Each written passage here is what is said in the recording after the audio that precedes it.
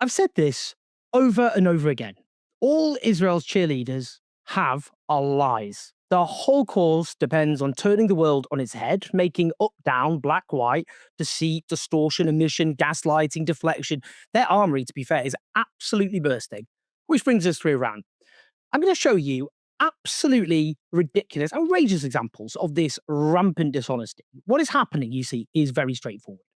Israel's cheerleaders are trying to use the suffering of the Iranian people to rehabilitate themselves and to further smear those who opposed Israel's genocide of the Palestinian people. Let me just start with this attack on me and, crucially, opponents of Israel's genocide in general from Ian Dale on LBC. Rick says, where are the protests in the streets of London with thousands of people marching to denounce the massacre of innocent Iranians? People were happy to do so regarding Gaza, and yet they're suddenly mostly silent now. Yeah, Greta Thunberg, where are you? Owen Jones, where are you? I could go on. So many of the people who seem to get so outraged, and in some ways you can understand it, about what's happening or what was happening in Gaza. Why are they all, to an absolute man and a woman, being so silent about what's happening in Iran? I don't have an answer to that question, but perhaps they ought to actually give us their views and say why they think that what's happened in Gaza was sort of so much more important than what is happening now in Iran. Extraordinary stuff. Now, Ian Dale is a right-winger and indeed a former Conservative parliamentary candidate. And to be honest, given the hideous media landscape in this country, I always found him to be more reasonable, more fair than most. Let's put it that way. So why this utterly dishonest attack here? I've done multiple videos about Iran on YouTube, including interviews with Iranian American experts, as well as videos on Instagram and other social media platforms like Twitter. I've written a column about Iran for the Guardian newspaper. I've done a Substack post, and I've posted about it over and over again. Now, Ian Dale follows me on social media, and you would imagine someone with basic personal and journalistic integrity would check his facts before attacking someone to an audience of hundreds of thousands of people. The position which I've consistently outlined is solidarity with the Iranian people fighting against a brutal theocratic regime, opposition to Western intervention, which I'll come on to, and opposition to one dictatorship being replaced by another. But let's talk about silence here. You say I've been silent about Iran when I've denounced, to quote my Guardian column, the barbarism of its regime. In one of my videos, I denounced Iran's, I'll quote myself, murderous, oppressive, theocratic regime, which I noted consolidated its power by murdering leftists. You see, if I'm silent, if that qualifies as silence, where does that leave you with Israel's genocide, which has gone on for well over 2 years, rather than the murderous crackdown, hideous as this is, against protesters, which started about 2 weeks ago? You're a loud vocal cheerleader of the Israeli state, Ian. Have you said anything close to the word I used about Iran's regime, barbarism, to describe Israel wiping Gaza from the face of the earth, violently slaughtering over 100,000 people, many of them children, wiping out hospitals, murdering about 1,600 medics, deliberately starving its people? We could go on. You see, what winds these people up is our moral consistency. Imagine having the fun to be someone who is an apologist for a state which committed genocide and falsely attacking someone else for not being morally consistent, when in fact, unlike them, the target of their attack has been completely morally consistent. And also, this point he says about, why so much focus, I'll come on to the broader point, on Gaza. What was so much more important about that? It's the consensus of genocide scholars that Israel committed genocide against the Palestinian people. That's the consensus of genocide scholars in Israel. That's the consensus of NGOs ranging from Amnesty International to Médecins Sans Frontières to Human Rights Watch, as well as the Israeli human rights organization B'Tselem. It's the position of an independent commission of the United Nations. Genocide is the crime of crime, Ian. It's the crime of crimes. You cannot get worse than genocide. Nothing is worse than genocide. Here's another key point which clearly keeps having to be made. Yes, it's true that there were not mass protests in Western capitals about Iran's murderous crackdown, for example, given the scale of the mass protests against Israel's genocide of the Palestinian people. Why is that exactly? Because our government was arming and supporting Israel's genocide, Ian. Keir Starmer, the man who became prime minister, even justified on your radio station imposing a total siege on the people of Gaza at the beginning of the genocide. Britain continues to supply crucial components to Israeli F-35 jets, which rain death and destruction on the people of Gaza, including cooking babies alive in apocalyptic rubble. Both Conservative and Labour governments justified Israel's genocidal onslaught as Israel's right to defend itself, right to self-defense. Our government ministers call Israel a friend and ally. We have billions of pounds worth of annual trade with Israel.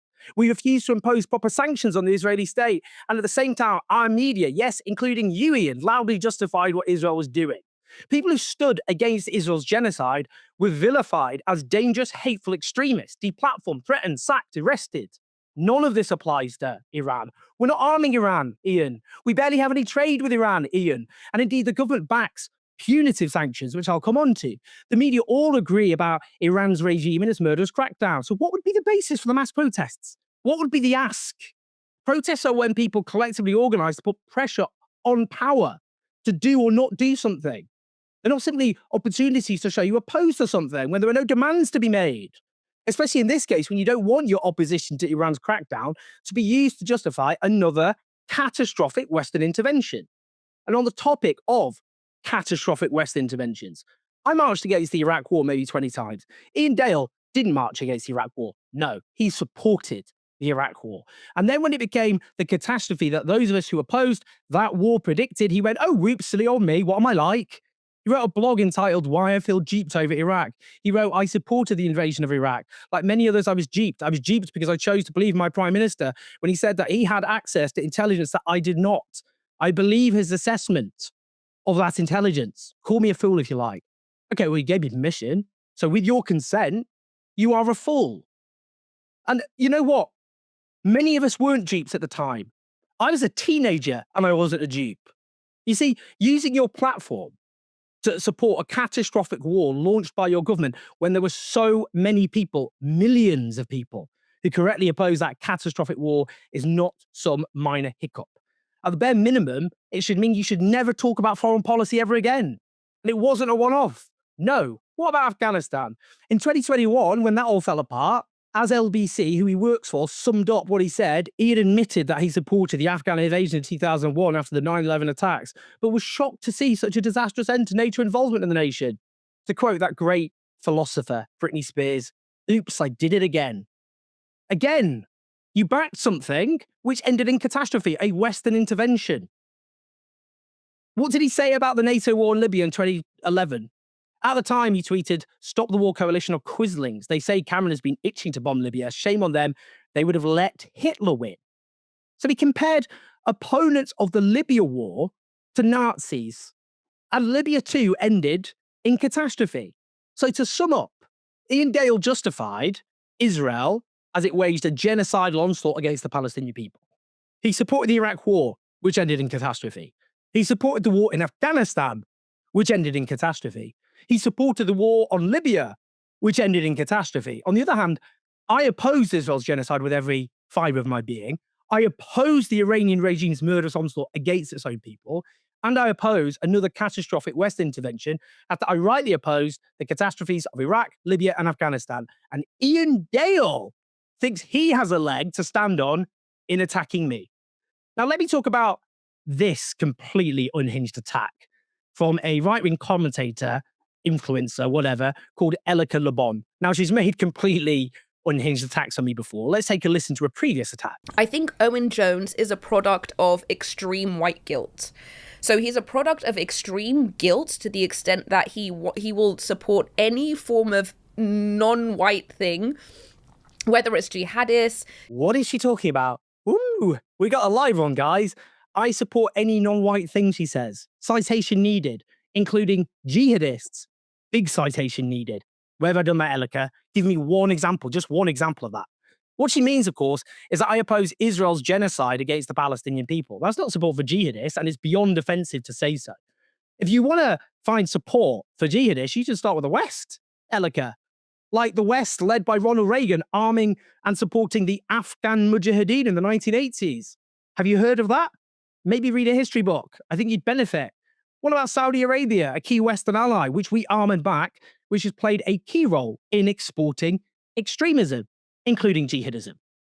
Anyway, let's hear her latest attack. Okay, I'm going to say this one time and one time only because I have reached my absolute limit. Yesterday, the anti-Zionist club, such as Owen Jones and Anna Kasparian, decided to take to the internet to speak against helping the people of Iran. Opposition to all Western intervention. But regime change should not be spurred by the United States and Israel. Claiming that the Iranian people don't want intervention. Well, isn't it so funny how those same people for the past 2 years were demanding intervention in Gaza, yet suddenly the shoe is on the other foot when Israel's on the other side of the story? Isn't it funny how that works? I don't think Ella Colobon is actually this stupid.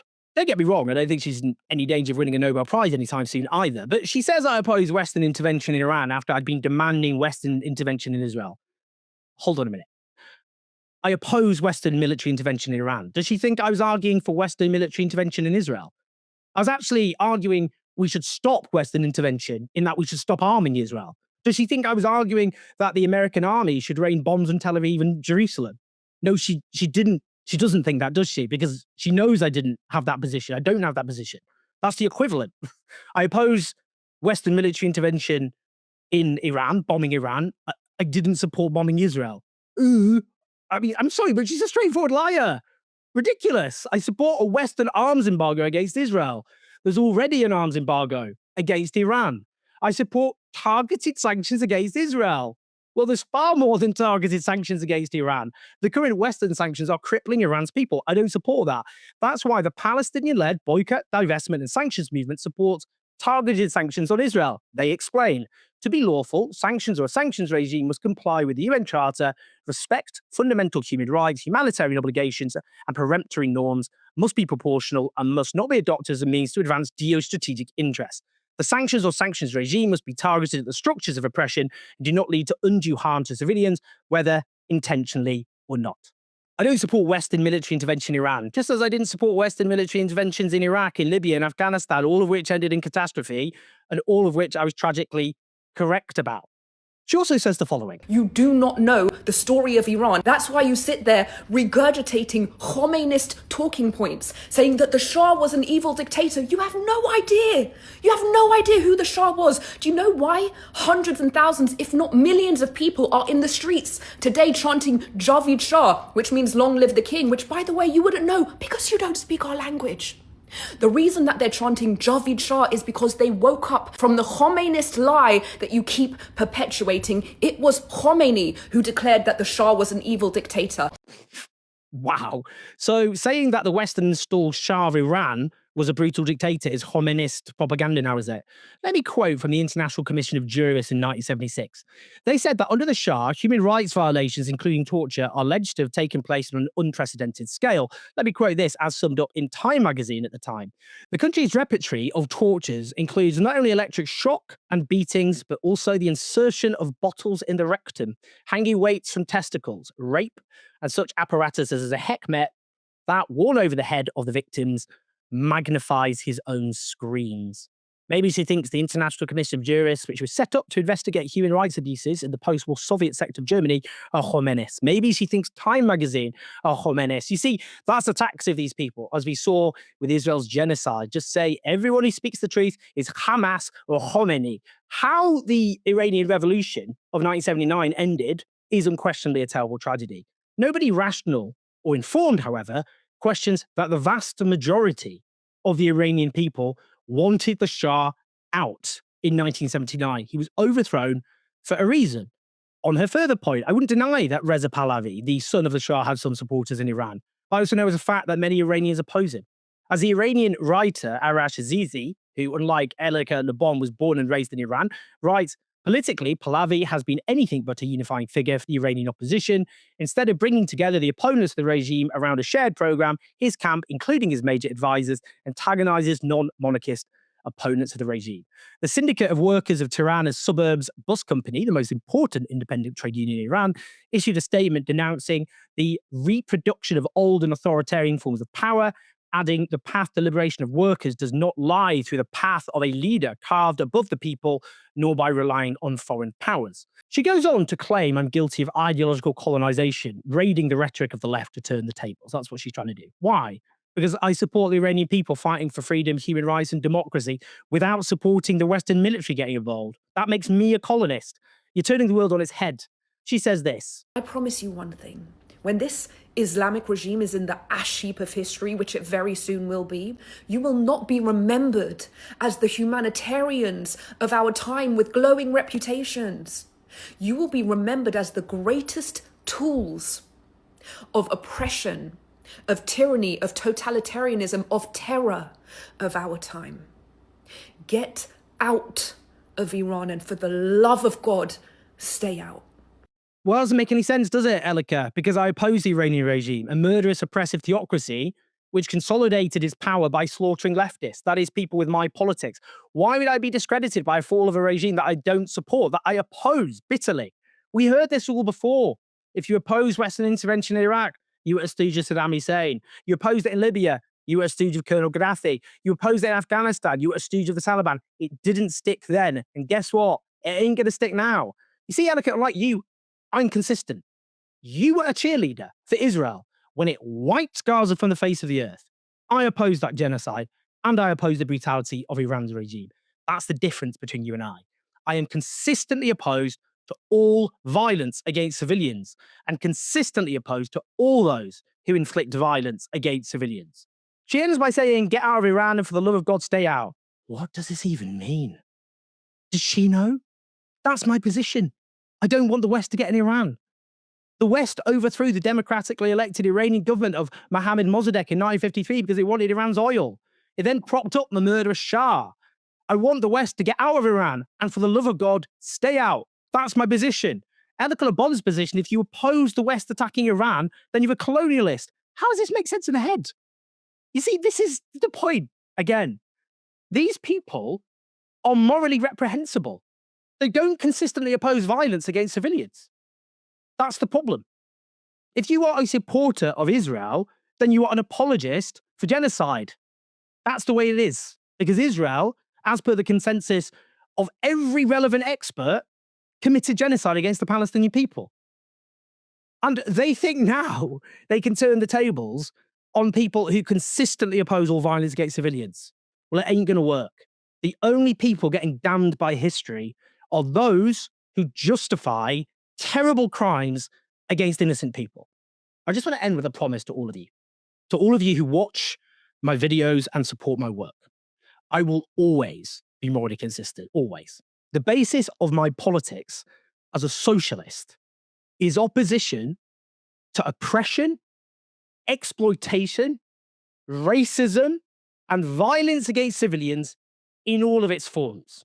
I'm a universalist. I believe all human beings, wherever they are, whoever they are, deserve the same rights and the same freedoms.